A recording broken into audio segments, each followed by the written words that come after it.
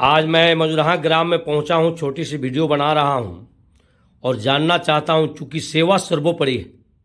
26 अक्षर 9 अंक एक जीरो पर सिस्टम जो बना हुआ है, एसके पंकज एडवोकेट महोदय से मैं कुछ जानना चाहूँगा कि आम जनता जनार्दन मालिक के लिए आपका क्या कर्तव्य रहेगा। आप सुझाव दें और आप अधिक से अधिक लोगों को सेवा करने का प्रयास करें। चौथा स्तंभ आपसे मांग करता है, चूँकि एडवोकेट अधिवक्ता एज ए कृष्ण होते हैं, एक दूसरे के पक्ष के लिए, सत्य चीज के लिए अपनी बात को बेंच में रखते हैं। चूँकि कचहरी में बार और बेंच होती है, जिसमें बार बेंच एक दूसरे के लिए, न्याय हित के लिए, न्याय संगत के लिए सिस्टम बना हुआ है। तो जानना चाहेंगे सर, बोला जाए। बहुत सुंदर आपने क्वेश्चन किया है और मैं आपकी पत्रकारिता भी देखता हूं। आप जिस तरह से 26 अंक अक्षर 9 अंक 10 का संविधान की बात करते हैं और जिस तरह से आप संविधान भक्ति करते हैं, सच्चाई बात यही है कि अगर हर व्यक्ति संविधान भक्त हो जाए तो भारत स्वर्ग जैसा हो जाएगा।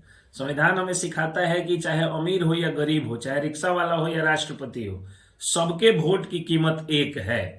इसमें किसी के वोट की कीमत ज्यादा नहीं है या कम नहीं है, यानी समानता का अधिकार देने वाले संविधान की आप भक्ति करते हैं। जो मुझसे आपने सवाल पूछा कि आम जनों के प्रति हम वकील साहब लोगों का क्या कर्तव्य है, तो ये शुरू से देखा गया है कि चाहे कानूनी लड़ाई हो या सामाजिक लड़ाई हो या देश हित की लड़ाई हो, वकील साहब लोग जो है, वकील लोग जो है, वो हमेशा लड़ते रहते हैं। महात्मा गांधी क्या थे? वकील थे। आपने अभी महात्मा गांधी की तस्वीर मेरे ऑफिस में देखी और आप बड़े खुश हुए कि सबसे ऊपर मैं अपने महात्मा गांधी को रखता हूं।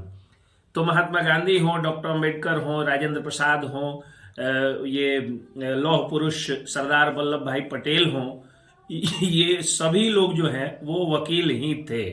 तो जिस तरह से आजादी के पहले लड़ाई को कानूनी ढंग से लड़ने का काम वकील लोगों ने किया, पंडित नेहरू ने किया, महात्मा गांधी ने किया, उसी तरह से आज के वकील साहब लोगों को भी, आज पहले लड़ाई गोरों के खिलाफ थी, आज धनपशु चोरों के खिलाफ लड़ाई होनी चाहिए। और जिस तरह से पूंजीपति लोग गलत ढंग से पैसा इकट्ठा करके और गरीबों को दबाने की कोशिश करते हैं, आज अपराध अगर बढ़ता है तो आर्थिक अपराधियों के कारण बढ़ता है। एक छोटी सी नौकरी पाली और इतना घूस कमाए, इतना ज्यादा पैसा कमाए कि जो है 8-8, 10-10 प्लॉट ले लिए, बड़ी बड़ी गाड़ियों में चलने लगे। अब ये देख करके जो बेरोजगार युवा है, जो मेहनत कर रहा है, वो डाइवर्ट हो जाता है और अपराध के रास्ते पर चलता है। अपराध से भी लड़ने की जरूरत है। अपराध का महिमा मंडन नहीं होना चाहिए। जो ड्रेडेड क्रिमिनल्स हैं उनका विरोध होना चाहिए। जो लोग क्रिमिनल केस में, झूठे मुकदमे में फंसाए जाते हैं, वकील साहब लोगों को उनका केस दिल से लड़ना चाहिए।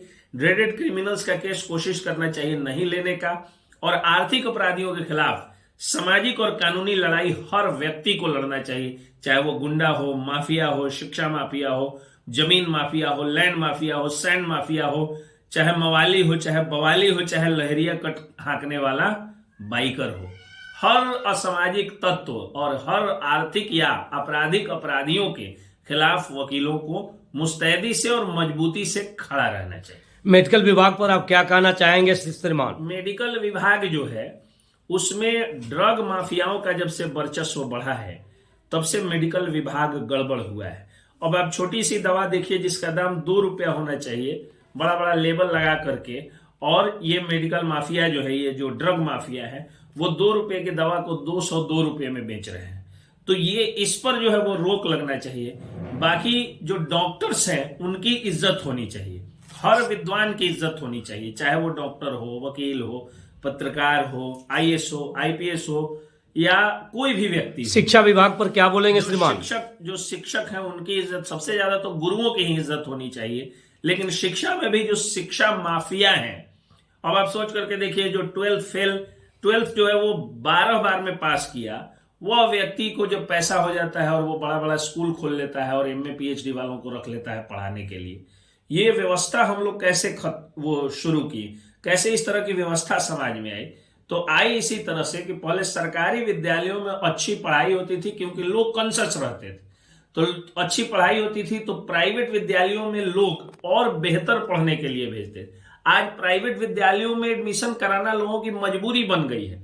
इस मजबूरी को समाप्त करना होगा कि सरकारी विद्यालयों में अच्छी पढ़ाई हो और प्राइवेट विद्यालय या महाविद्यालय की मांग करते हुए हमें वोट देना होगा। अगर हम जात पात में बटेंगे, अगर हम भूमिहार रहेंगे, राजपूत रहेंगे, कायस्थ रहेंगे, दलित रहेंगे, महादलित रहेंगे, वैश्य रहेंगे, क्षत्रिय रहेंगे, तो हम हमेशा इसी तरह से शिकार होंगे। अगर आपको अस्पताल सही करना है, शिक्षा विभाग सही करना है, तो आप गरीब बन के वोट दीजिए और कहिए कि अगर मैं दलित हूं, आप ब्राह्मण भी हैं, तो आप हमारे एरिया में एक बढ़िया सा मॉडल सरकारी स्कूल खोल दीजिए, एक बढ़िया सा मॉडल सरकारी अस्पताल खोल लीजिए, इस पर वोट लीजिए। आप किस जाति से हैं मुझे कोई लेना देना। अगर मैं ब्राह्मण भी हूं, आप जो है महादलित जाति से आते हैं, तो भी आप बढ़िया अस्पताल खोलिए, बढ़िया स्कूल खोलिए, इसके लिए वोट दीजिए। और अगर आप नहीं खोल पाए तो अगली बार हमारे बस्ती में वोट मांगने नहीं आइएगा, उस दिन सब कुछ हो जाएगा। लेकिन होता क्या है कि हम जानते हैं कि अगला व्यक्ति जो चुनाव में खड़ा है वो बालू माफिया है, वो जमीन माफिया है, वो दलाल है, वो टिकट का ब्लैकिया रहा है, वो ईटा भट्टा का जो है वो गलत कारोबार, खनन कारोबारी रहा है। इसके बावजूद हम उसको इसलिए वोट दे देते हैं क्योंकि वो मेरे जात का है। और जात दुनिया में सिर्फ दो है, एक अमीर और एक गरीब। जिस दिन लोग ये मान लेंगे उसी दिन अपना बिहार और भारत स्वर्ग हो जाएगा। ये बताइए सर कि अधिकारी, पदाधिकारी, मंत्रीगण, नेतागण इस प्रजातंत्र में जो शपथ लेते हैं उनका क्या क्या कर्तव्य होना चाहिए? जनता, संविधान और देश के प्रति सत्य, ईमानदारी और निष्ठा से कार्य करना उनका शपथ होना चाहिए। एक एक चीज पर नजर रखते हुए कि आम जन नागरिक को कैसे सुविधा मिले। सही बात। क्या स्कूल हो, कॉलेज हो, हॉस्पिटल हो। Reporter Manish Shah, Purvi Champaran, Motihari. Advocate SK Pankaj, press से भी आते हैं। आज सुबह सुबह 2 शब्द बात करने का मौका मिला। चूंकि सेवा सर्वोपरि, सेवा से बढ़ के कुछ नहीं है, तो मैं फिर पुनः याद दिलाता हूं अधिकारी, पदाधिकारी, खास करके पीएम, सीएम, डीएम और पुलिस अधीक्षक महोदय जी को। ऐसे तो पुलिस अधीक्षक महोदय का भी फरमान एक एक थाना और एक एक चीज पर काफी अच्छा नजर रह रहा है और पब्लिक के साथ मित्रता बना चुके हैं। जैसा कि सुशासन बाबू और मुख्य सचिव और डीजीपी का जो फरमान था पब्लिक के साथ मित्रता, तो मैं अपने चौथे स्तंभ से चलाना चाहूँगा कि वो दिन याद रखे श्रीमान कि आप शपथ लेते हैं और एक एक अच्छे काम करने के लिए उस पर अमल हो और तब जाके आम जन नागरिक को वो सुविधा प्राप्त होगी। नागरिकगण टैक्स देंगे, उसी टैक्स से सारी सिस्टम चलती है। क्या बिल्कुल सही सर? बिल्कुल सही बात। टैक्स पर क्या बोलना चाहेंगे? टैक्स जो है वो हर व्यक्ति को ईमानदारी से देना चाहिए। आज देती है उसी पर चलती है, सब उसी पर चलता है और वही सारे अर्थव्यवस्था की रीढ़ भी है। डायरेक्ट हो या इनडायरेक्ट हो, जैसे गरीब आदमी इनडायरेक्ट टैक्स पे करता है और अमीर आदमी डायरेक्ट टैक्स पे करता है, तो इनडायरेक्ट टैक्स का ज्यादा महत्व है हमारे समाज में। और इनकम टैक्स चोरों पर नजर होनी चाहिए सरकार की, आर्थिक अपराधियों पर नजर होनी चाहिए सरकार की। चलिए, बहुत अच्छा लगा आज से आपसे बात करने के बाद। चूंकि वीडियो व्हाट्सएप, फेसबुक, दैनिक अयोध्या टाइम्स पेपर्स में जाएगा और हमारी बात लोग सुने, समझे।